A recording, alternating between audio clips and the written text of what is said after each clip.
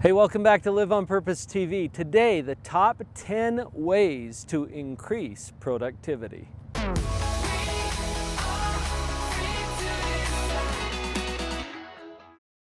Starting off our top 10 list today for how to increase productivity, number 10, do the hard things first. There's no philosophy that you have to choose between hard easy and easy hard. What that means is if you do the easy thing now, you're going to create a harder life for you down the road. If you do the hard thing now, you're going to create an easier life for yourself down the road. Exercise is a great example. The easy thing would be to sit in front of the TV and not exercise. But that creates a harder life for you as your health falls apart. What if you did the hard thing now? Get out and exercise. Well, that creates an easier life for you. In terms of productivity, doing the hard things first means everything else is going to be easier for the rest of the day. Number 9. I'm calling this one chewable chunks. How do you eat an elephant? Well, one bite at a time. Chewable chunks means that we break our tasks down into something that is more manageable for us. Instead of telling yourself, for example, that you're going to clean the garage, which feels overwhelming, right? Instead, you say, I'm going to handle 2 boxes. Now, is that doable? Yeah, that's what I mean by chewable chunks. Sometimes the overwhelming large task ahead of us has us paralyzed with fear and we don't even start. Well, how much are we getting done that way? Chewable chunks allows us to see that we've got a little bit of progress behind us and actually increases our productivity. Moving up to number 8 on our list. Do it now. You can't do everything right now because you're doing this right now. But when are you doing it? When you do it. Check your watch. Anytime you're doing anything, it's now. You can't do anything later, so quit lying to yourself about that. When you do it, it will be now. Let's define the now. Other videos about time management. You can link to that right up here. In those videos, we defined the now as being a start time, an end time, and a very specific task in between so that it's not interfered with by other things. What am I doing right now? I'm talking to you on Live on Purpose TV. I'm not seeing clients. I'm not speaking at a seminar or a big event. I'm not writing my next book. I'm talking to you. Well, when am I going to write my next book? Now, not right now. And now that starts at 7 o'clock and ends at 8:30 on Thursday morning.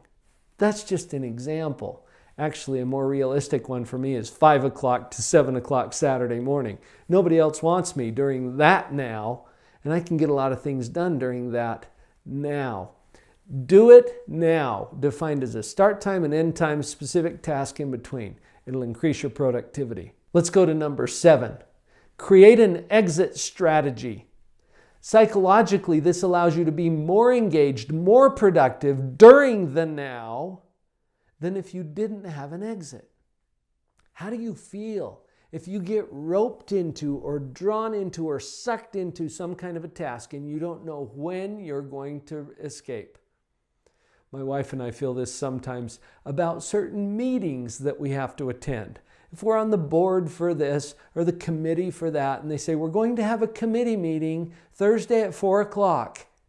And my mind is like, until when? Because I want out at some point, right? Give yourself an exit strategy. That's why every now is defined as a start time and an end time. The end time tells you this is when you're out. This is your exit strategy. Have that for every task that you have too. When I complete this piece of the task, I'm off. I'm out. It gives your mind a way to stay productive in the moment because you know that there's an exit strategy. That brings us up to number 6, and this can be combined with number 7. It's take brain breaks. You've learned in other videos on this channel that some things support the rejuvenation of our brain and other things just continue to drain it. Facebook, Twitter, social media sometimes feels like a break, but actually it keeps engaging the frontal cortex of our brain and continues to drain our energy. Much better to do something like take a walk, go outside, do some exercise. Things like this actually kick in a different mode of brain functioning and allow you to rejuvenate or recharge the battery, if you will, of your brain so that you can come back at the task even more refreshed later on. Take a nap, take a walk, take a brain break. Now let's move up to number 5. Build in accountability. This is especially important if you are working from home or if you are self-employed, if you're an entrepreneur, because there's no one in particular to answer to. Build in the accountability. I did this several years ago in my practice and it made all the difference. I instituted a program where I got to account for every day how I spent my time, what money was coming in from which clients. I put that all on a day sheet, and at the end of the day, that gets posted to an account that my bookkeeper and wife gets to see. That's an accountability for me that keeps me on track and helps to increase my productivity. What do you have in place to build in accountability? That one was number 5. Now let's move up to number 4. Collaborate. You don't have to do this yourself. Who knows more? You or other people? I mean collectively, the group of other people that aren't you. Other people always know more than you do. Who has more money, more resources, you or other people? Right, other people. This is why we want to collaborate. And don't be the Lone Ranger. Team up with or bring people into your circle who can actually enhance and improve your ability to move forward productively toward whatever your goal or your mission is. Okay, that moves us up to the top 3. Coming in at number 3, celebrate your wins. As we judge and evaluate ourselves, too often we are just way too harsh. And it's easy to slip into that mode that says, oh, well, I'm not doing this yet, or I wish that I were accomplishing that. And we focus on everything we're not doing or that we're falling short of. Celebrate the wins simply means pause. Take a little break to acknowledge and see that you're already rocking it, that you're doing some great things, that you have made some progress, that you're not where you used to be. Celebrate those wins. And now, at number 2, let's remove the pressure. How do we remove the pressure from ourselves psychologically? There's a simple tool that you can apply that I think will affect or enhance any aspect of life, and it's this: choose to versus have to. You know how we tell ourselves, well, I have to do this, I have to do that, I have to get this done, I have to go there, I have to get... No, back off from that. Choose to. Do you have to, really? What would happen if you didn't? Oh, interesting. Even asking that question implies that maybe there's a possibility that this is a choice. Ask yourself, what would happen if I didn't? And then that opens up your mind to consider, wait a minute, maybe I'm doing this by choice after all. I remember attending a meeting recently of a group that was in charge of overseeing a particular activity, some kind of a committee task. And one of the members of that group was saying, I hate to attend these meetings. I just wish I didn't have to attend these meetings.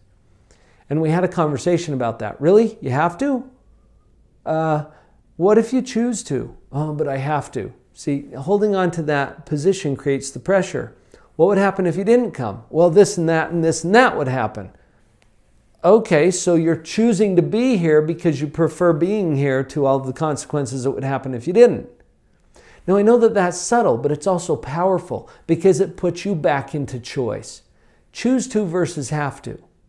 That releases the pressure and it changes how you feel about being there. That brings us to number 1. It's not going to surprise you. Stay positive. I love the way that the research is connecting productivity, profit, prosperity to our attitude and the positivity that we can choose by choice. Positivity is such a powerful way to keep us on track so that we enjoy our life now, but we're also able to create even more as we move forward in that productivity. Positivity helps with almost everything that we do, including our productivity. Power up your positivity with this new Positivity Power Up product. I think you're going to like it. Check it out in the description below.